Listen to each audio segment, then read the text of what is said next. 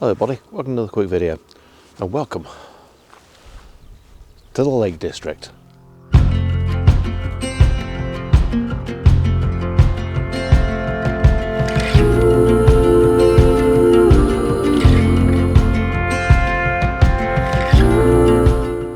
So you can see the sun's coming up now, so a fairly early start.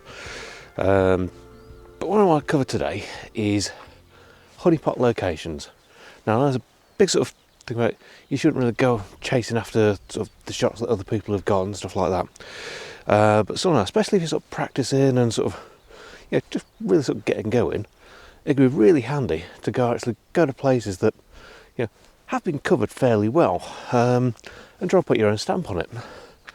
So what we've done today, we've come up, into the Lake District, and just down there is Devoke Water. Now, bit of background context on that. It is pronounced Devoke Water. I know that from speaking to Stuart McGlennon.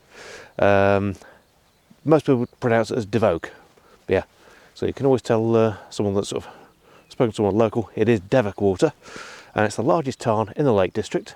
It's actually up on Birkefell, and I must admit, so the views this morning are absolutely stunning.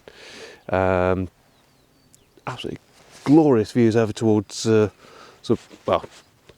Hartefell, and sort of you've got a few little sort of bits and bobs over in the distance. Just spin you around and show you. So over there you've got Hartefell, and sort of literally over in the distance you've got sort of more sort of towards that direction over the brow there. You've got sort of Langdale Valley, and obviously some of the higher peaks, but most of it's just clouded over at the moment. It looks absolutely beautiful. One thing is quite nice as well this morning are some of these clouds. I also tried a little bit of negative space silhouetting, but might come out, might not. But yeah, so the plan for this morning is firstly going to be to get out of some of this direct sunlight, which hopefully we should be able to get away with down actually sort of by the waterside. There's a great boathouse at Devoke Water, and I'm going to see if I can get some shots. Okay, these are going to be sort of classic honeypot shots. See what we can find, see if we can put our own stamp on it, and see what sort of compositions we can come up with. But we'll have a wander down, and hopefully it's not too windy for the water, but we'll see what happens. So come and join us.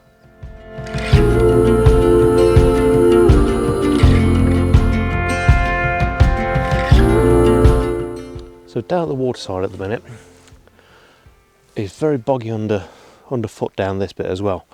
But some lovely rock features down here.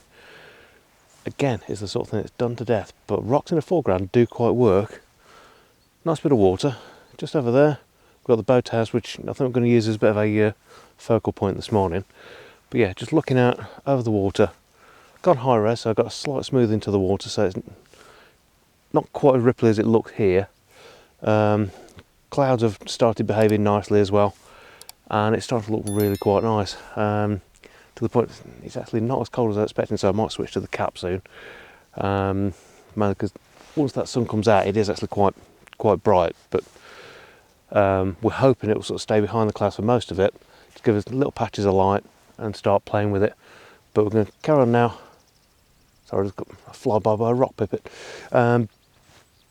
Head over towards the boathouse and round, and you can just about make out over there. There's a little sort of peninsula. I'm going to try and sort of park up over there, shoot back towards the boathouse.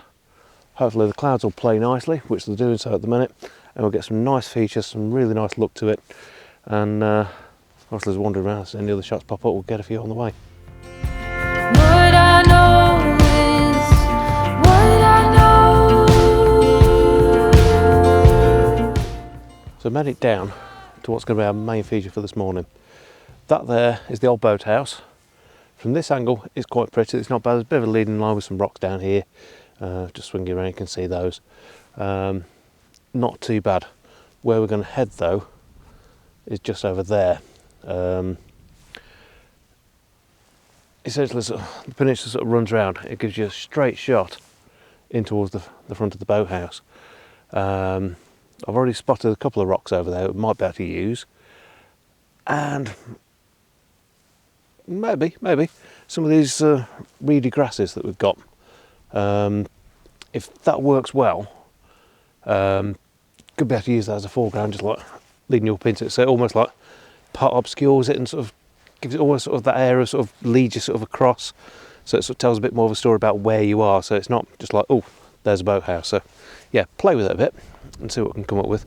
But some beautiful rock formations down here. I could do with the sun just coming out a little tiny bit, just to pop a bit of light over on the fells over there. I get some really nice sort of results from that, but yeah, we'll see if it behaves. But further than that, I'll have a wander around and get some shots up there, but I don't know whether you can see them, but just over there the clouds are bubbling up absolutely incredibly. If that works for us to give us a bit of background, it's going to be absolutely brilliant. I mean, as you know, just like I'm well into the black and white stuff as well. There's a fair chance there's going to be some black and whites. Not brought in any filters, might do a bit of live ND just to smooth the water a little bit, but I'm hoping that it's not going to be too bright so we can't use that. So yeah, if everything comes together, I think we might better get some nice shots from this one.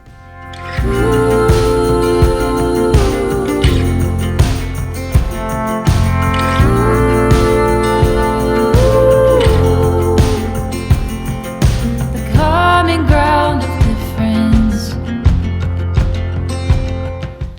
So made it around the other side, incredibly boggy, but to be expected. We've had quite a bit of wet weather lately.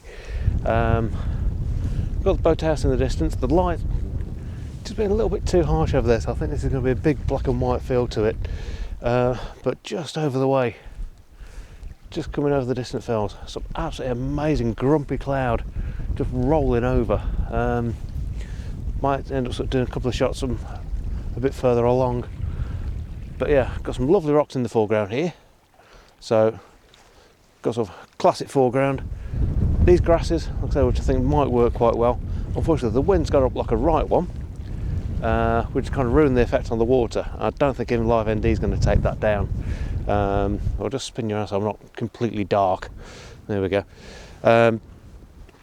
Yeah, so I'm going to try a couple of bits, try a few different sort of positions, because the beauty of it is with where the boathouse sits, it's almost perfectly in line with the fell behind. So you can sort of do some nice lineups. A little bit of grass in the foreground. I'll try a few bits with the rocks as well, and try and sort of get, if we can, a bit of the moody sky in there as well.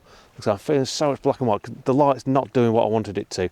I was hoping we were going to get little pockets of light coming across, but the way the cloud is, it's not really working for us.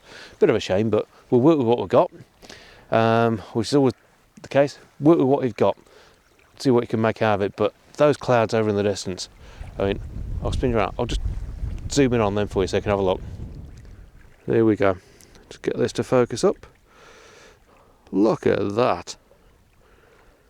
If I can get any of that as a bit of a background, I think that will look really nice.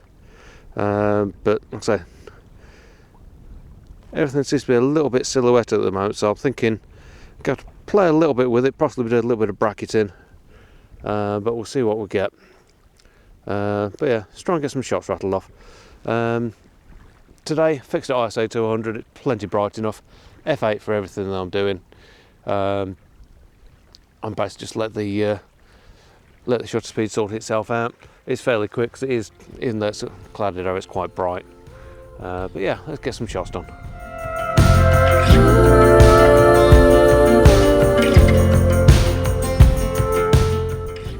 So there's a couple of nice shots. Nothing outstanding, unfortunately. Just because of the way the light's doing what it's doing. I was hoping it'd be a bit flatter than what we've got. I say forecast for early in the week was we're going to have rain this morning, which would have been perfect because I know Devoke Water works really well in moody conditions, but it's that sort of in between, not quite there sort of feel to it. What I think we'll do, now God, this gets getting really windy as well, is head back round, possibly get a couple of sort of side shots from the boathouse, and see if we can do anything with the cloud that's over in the distance. We've got a little bit of light hitting the fells behind us, just on the hills. A couple of little bits, yeah, can get a little bit out of it, but yeah, I would like that to have been sort of more on that side there, or sort of just dumbed down a little bit further. As I tried a couple of bits, bracketed them out a little bit, see if it'll work. It might not. But yeah, I'm thinking masses of black and white on this is just going to be the way forward. To really bring the mood forward, see what I can get from it. But yeah, right, back along the boggy path. So I've had a bit of a clamber up, looked on a hill, to get a slightly higher view across. But some beautiful light coming across in the background now. Might have to do something with it, but it's a nice composition. So you've got a bit of the foreground here, the boathouse leading off into the distance, a little bit of cloud coming through. Yeah, some nice shots. It's getting really windy though. It's a lot windier than I was expecting it to be. Ordinarily not much of a problem, but when you're dealing with water, it can really mess with your shot unless you're setting up something like a minute or so exposure, which I've not got the kit with me to do that today. Literally, it's just I've got the 12-100 on. I've got the wide angle in the bag just in case, but I've not really needed it. But it's just a case of, sort of picking off some bits and bobs. But yeah, that boathouse, well worth a visit. Like I say, it's the honeypot location. People have done it to death, but you can always take your own shot, put your own little spin on it, and it's just nice. Like I say, if you're practicing, you've got something to sort of reference against, so you're not sort of going in blind. You can work it so you can sort of learn a bit of the composition skills as well, which for me in landscape photography was one of the hardest parts to sort of really sort of master. It's like seeing the shapes and patterns in the landscape and actually making it pleasing to the eye in a photo, because there's a lot of places where you see something, it's absolutely beautiful, but it makes an absolutely horrible photograph. It's a case of sort of knowing which bits work, which bits don't, and sort of how to pick that in. But it's all practice. Get out there with your camera, get some practice in. Guarantee it'll make you a better photographer. What I know is what I know. 'Cause you are. So I'll end the video here, up on the top of essentially a bit of a crag, looking out into Eskdale, right the way over. Got Grad Gable in the distance. What a stunning view, absolutely gorgeous. Lights dancing on the fells around here now, so I'll probably get a couple of shots of these as well. But yeah, absolutely fantastic morning. Conditions haven't been absolutely perfect for us. It might have been the sort of thing maybe would have been better later in the day. You don't know until you get here. But yeah, really enjoyed it. It's a beautiful place, and I think the shot's going to come out all right. But I'll pop the gallery up now for you so you can have a bit of a look. And yeah, look out for the next one. I'm not entirely sure what we're doing on the next one, but we're in the lakes for a few days, so there'll be something crops up. And yeah, thanks for watching. We'll see you again next time. Take care.